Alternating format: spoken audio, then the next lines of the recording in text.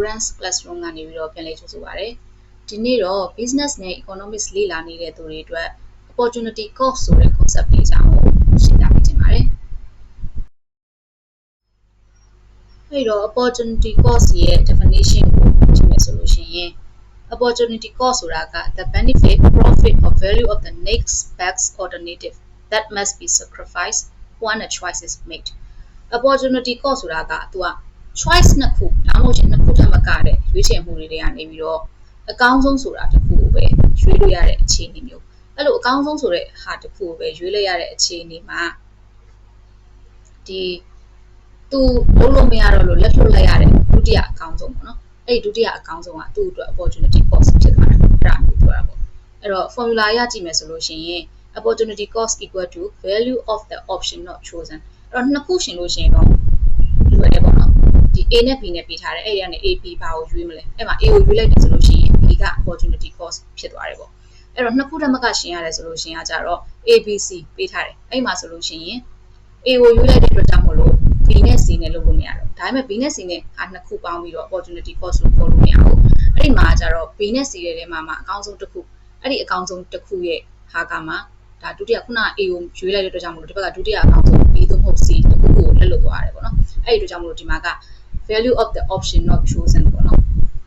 what definition ရဆိုလို့ရှိရင် next best alternative အဲ့တော့ဒီဟာသာမရွေးခဲ့လို့ရှိရင်နောက်ထပ်အကောင်းဆုံးရွေးလို့ရတဲ့တစ်ခုအဲ့ဒီတစ်ခုရဲ့တန်ဖိုးကို opportunity cost လို့ခေါ်တာပေါ့နော်လို့ရှိရင်ကျောင်းသားတစ်ယောက်အနေနဲ့ဆိုလို့ရှိရင်ဒီကပြထားတဲ့ exam ဆိုလို့ရှိရင် you have 2 hours of free time 2 နာရီစာအားတယ်အဲ့ဒီ2နာရီစာအားတဲ့အချိန်တွင်မှာ you can either study for your economics exam or go to the cinema အဲ့တော့ကိုယ့်ရဲ့ economics exam အတွက်ကို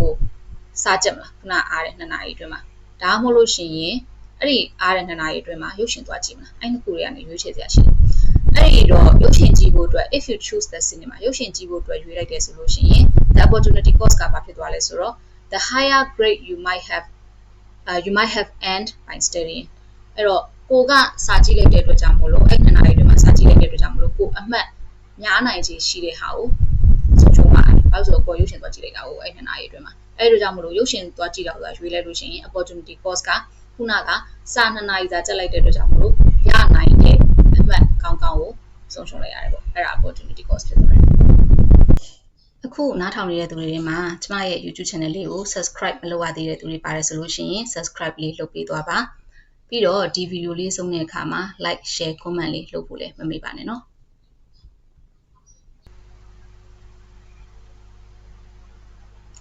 နောက်ဥပမာကိုထပ်ကြည့်မယ်ဆိုလို့ရှိရင် for a business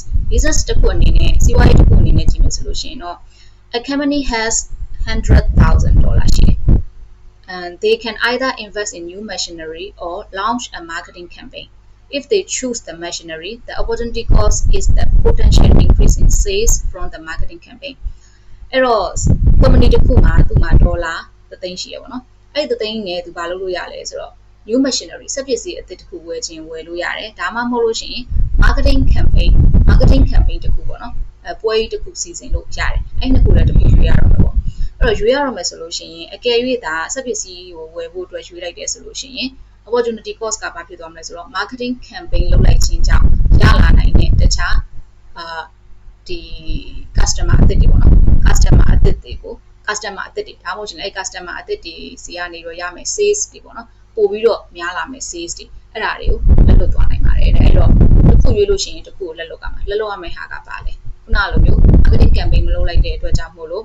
sales increase ဖြစ်လာမယ်ပေါ့နော်အဲ့ဒီဟာကိုလက်လွတ်လိုက်ရအဲ့ဒါ opportunity cost ဖြစ်သွားတယ်ပေါ့နောက်တစ်ခုကကျတော့ government ဘက်ကနေပဲကြည့်မယ်ဆိုလို့ရှိရင် for a government အတွက်ဆိုလို့ရှိရင် a government decides to spend its budget on a new highway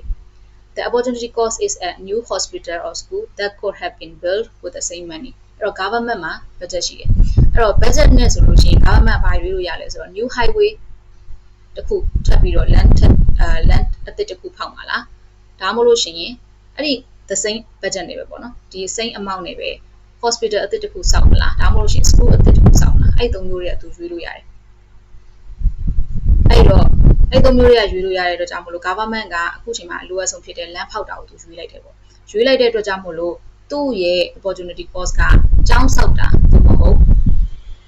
ဒီ new hospital ပေါ့နော်ဆေးရုံအသစ်ဆောက်လိုက်တာအဲ့နှစ်ခုတည်းတစ်ခုကသူ့အတွက်ဒီ opportunity cost ဖြစ်သွားနိုင်ပါတယ်တဲ့နှစ်ခုစလုံးမဟုတ်နော်အဲ့နှစ်ခုတည်းတစ်ခုကသူ့ရဲ့ opportunity cost ဖြစ်သွားနိုင်ပါတယ်လို့ပြောတယ်အဲ့တော့ဒီနေ့ဒါကတော့ opportunity cost လေးကိုရှင်းပြပေးထားတဲ့ဗီဒီယိုလေးပေါ့နော်ဒီနေ့ဗီဒီယိုလေးကတော့ဒီလောက်ပါပဲ online tutoring service လိုချင်တယ်ဆိုလို့ရှိရင်အခုပြထားတဲ့ Telegram နံပါတ်ကနေပြီးတော့ဆက်သွယ်လို့ရပါတယ်။ဘာ subject တွေလဲဘယ်လိုမျိုး rate တွေနဲ့ရှိရဲဆိုတာကတော့ Telegram ထဲမှာဆက်သွယ်လိုက်လို့ရှိရင်အသေးစိတ်ရှင်းပြပေးပါမယ်။အဆုံးထိကြည့်ပေးတဲ့အတွက်ကျေးဇူးတင်ပါတယ်။အကယ်၍ဒီဗီဒီယိုလေးကကိုယ့်အတွက်လည်းအသုံးဝင်နေသူများအတွက်လည်းအသုံးဝင်နေဆိုလို့ရှိရင် like and share လေးလုပ်သွားပေးပါ။နောက်ထပ်ဒီလိုဗီဒီယိုမျိုးလေးတွေပေါ့နော်။ကျမကဒီမှာ business နဲ့ပြီးတော့ economics ရဲ့ English ရဲ့ကိုအဓိကထားပြီးတော့သင်ပေးတဲ့channel ဖြစ်တဲ့အတွက်ကြောင့်မို့လို့